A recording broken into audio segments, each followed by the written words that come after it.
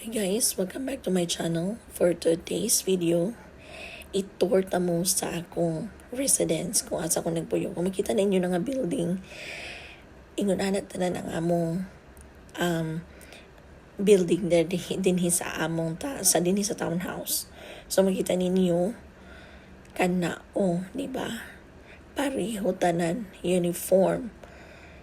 So di ko sure kung pila ni kabok building, but sa usa ka building tulo ka residence or upat ka residence ang nagpuyo, pero ang nakalamang lang sa di po ni siya apartment, i-consider ni siya as townhouse. Kaya kumingon kag townhouse na siya own garage, tapos wala kay neighbors sa taas o sa silong, so which means sa apartment manggod na third floor, na fourth floor, so na kay silingan. So kani wala kay silingan, diretso building siya pero wala kay silingan, upat ka resident ang nadina, pero gibahin siya sa upat. Ingon ana siya dinhi. So muna akong palibot guys, kung makita ninyo perting limpyo ha, di ba? Lahi ra gyud. So mo ning kinabuhi na ako dinhi sa Amerika. Kan na ipakita mo kung unsa ag-asa ang amuang na swimming pool dinhi. Actually ang townhouse kini among townhouse na siya duha ka swimming pool.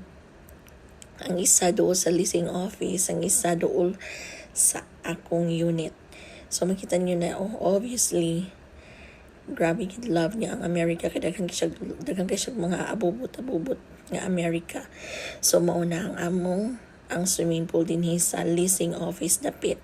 So kay daghan man building, so naka-decide siguro ang management nga duhaon ang swimming pool. So yeah, maayo kaayo ang akong adlaw nga time, kay naka-walking ko bisan init siya. Lahi magud dinhi kay kung init sad siya, kung tugnaw sad siya. Init siya nga time, pero giantos lang ko para lang ko maka-video char. And then kung makita ninyo kana, ipakita ta mo kana kung muli ko man ko sa left side, kana nga building leasing office na siya o gym. So din ako usahay mag-gym, pero naman ko kaugalingon nga kanang na member ko sa gym, naman ko apilan nga gym, fitness gym, mao nang di talag sara ko din ha. So kana siya, mao na siyang swimming pool guys. And kabalo na ko kung asa ko moagi, kabalo na ko kung asa ko mo guide, kay kani kung ma-tour nimo siya, mabaklay nimo siya ang tanang building, matuyok nimo siya, mura na siya 1 mile. So kung 5 ka tuyok, 5 miles na siya, so goods na siya. Kana niagi ko din sa leasing office, kilid sa leasing office, mo na siyang entrance gate. Likod atong sakyanan, highway na. So makita ninyo mga sakyanan nga nag-agi-agi, kay highway na in between ana. Highway na siya pagkahuman dito po sa atbang ani nga mga building, neighborhood na siya, so mga balay-balay na. Sa likod ko ni Agi, dito likod atubangan, kaya naman siya ang naka-nice niya, kaya na siya kaugalingon nga area para sa mga pedestrian lane, para makabaklay-baklay, maka-walking ang mga resident. So muna guys, kita ninyo, di ba highway na. Pero safe man, kaya may perimeter fence. So nagbaklay-baklay lang po na, grabe yun akong baklay-baklay. Wala lang feel lang na ako unya, wala na bilang tao, ako raraba. Ang naka-nice lang kay way magbuot nimo, way magpakialam. Bisan unsa pa imong itsura, bisan unsa pa imong attire, wala na sila kebs. So makita nimo limpyo kayo ang atong palibot. Wag gyud makita ang sagbot na. So makita ang building, same ra gyud tanan. Mura kag nasa kanabitang sa na siya nga movie, Harry Potter. Harry Potter. So yan, baklay pa ko na nakatunga 1/4 pa ko. So which means dako siya nga residence. Kung mga silingan din ha, manggawas gabiin na or pag makauli di ba po manggawas para masulod sa balay kay what is mga working person unya kay nakabinta man ta kay summer man guys wa man tay trabaho so pahimusan na tong ang pagkakataon nga ang baklay kana di ba so limpyo kay siya sobra ka limpyo maski pag way sa bagay wala man po yung nagbaklay wala po yung mga bata siguro pero talagsan ako kitag bata pero labi na karon summer so medyo mabisi-bisi gid ang swimming pool na mga bata na kay kuha na naka-advantage lang sa ako ang unit kay mga 20 steps lang siguro siya ako swimming pool na dayon so doon ko rin siya guys kana layo pa kay ko wala pa ko niabot sa ako ang unit di ba baklay bisag hala kanang gid nga time kay murag lain kay akong pamati nagpaklaya ko kay feeling na ako kay muragikan man ko nagkaon ata ana murag busog ko sa baklay ko kung nagabaan og mauna guys wa gyud kay nakita nga nagbaklay nga laing tawo murag ako ra gyud nagtikaw-tikaw sa ning palibot well bot sila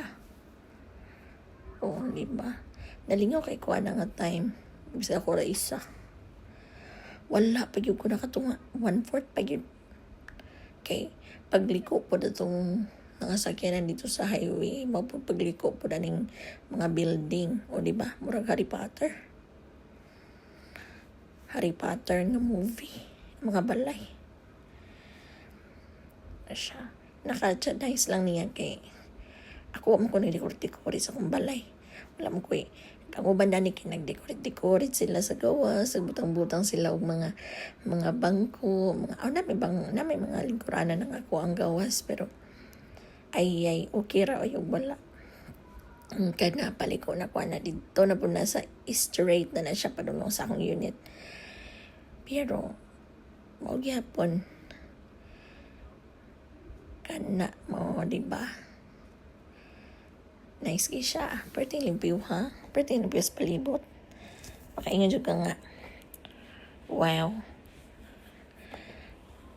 walay kakaba baklay lang ka kay way mo buot nimo kung na diri na kang nay mga hayop nay mga doggy na sila kaugalingon nga kanang animal waste trash can nga kailangan dito ibutang nay plastic bag nga kuhaon nimo dito tapos dito po dahil nimo ipakalibang nimo sa ground dahil nimo na pampuniton siya di ba nice kayong weather pero giantos ko na ng kainit biya guys grabe ka na init naiman dito sa Texas kay unpredictable weather kung init kung bugnaw so pero carry ra at least mainitan sad ka ay kanina nga time nganong niliko ko ni ato gusto nga kay ngano namang ko nakita nga kanang gamay nga kanang halas ba pero patay na siya or wati ba to siya dayon di ko gana magtanaw sumutong niliko na lang ko bisag asa ko muliko kana siyang gamay nga